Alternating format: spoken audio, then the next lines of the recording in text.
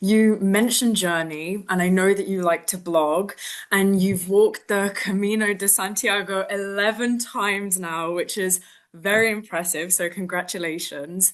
Is there Oh, a thank parallel between the pilgrimage experience and the process of innovation or personal transformation? you. That was not an expected one. Well, well. So you mentioned the blog, and we should say to the listeners or Yes. readers that I have a personal blog. So I have, there's the activity with Better Ipsum, but I have a personal blog on marcoimperiale.net, and in this blog I speak about, everything from blockchain to the sense of life, Zen, music, and whatever. And yes, I've done the Camino de Santiago multiple times. And by the way, on the second one, I also wrote a book about that, but that's Oh, another story. Yep, stjamesteps.com. That said, that said,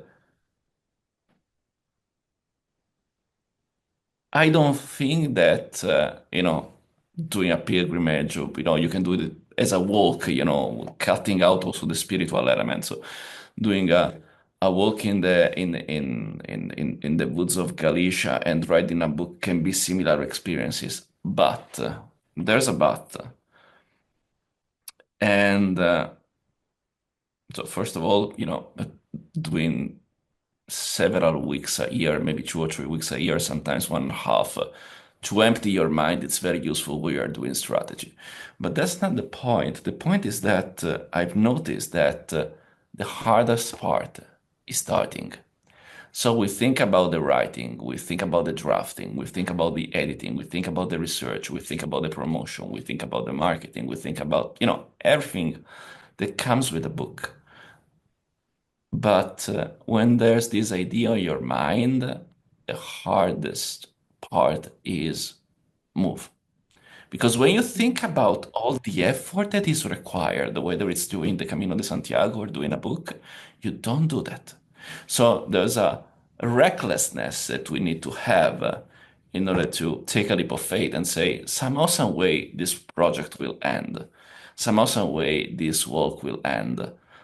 Because when you think about the fact that you're sacrificing your vacation, when you think about the fact that, you know, most of the nights you will sleep in hostels, so you won't sleep very well, and there's the Galician sun, and things can go nuts, mhm. and you don't do that. And plus, there are so many reasons. Maybe you gotta move from your house A to the house B, and this taking a lot of energies. Maybe you have difficulties in relationship. Maybe you are afraid for what would happen to your parents if you're so many weeks away.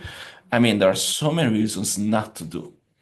Then the action and the starting is probably the hardest part at all. Same for innovation projects in law firms. Same for innovation projects in department. Most of the time, we think about something that can be done, but there's something stopping us. And there are so many reasons not to do innovation projects. There are so many reasons not to do AI driven strategies in law firms and corporate legal departments. And yes, there are reasons to do that, but there are many reasons not to do that. And the more we are expanding our mind and getting to the reasons not to do something, the less we are inclined to take that jump. And so analyze the pros, analyze the cons. If you want, you can prioritize the pros and prioritize the cons because not everything has the same value. But then arrives a moment where you gotta go with the guts, and that's the moment where you gotta start. If you stop there, it's weeks, months, years of regret. Plus, there will be always this thing in your mind about, oh, I wish I could have done this, I wish I could have done that. So you feel lighter after, and that's a great feeling.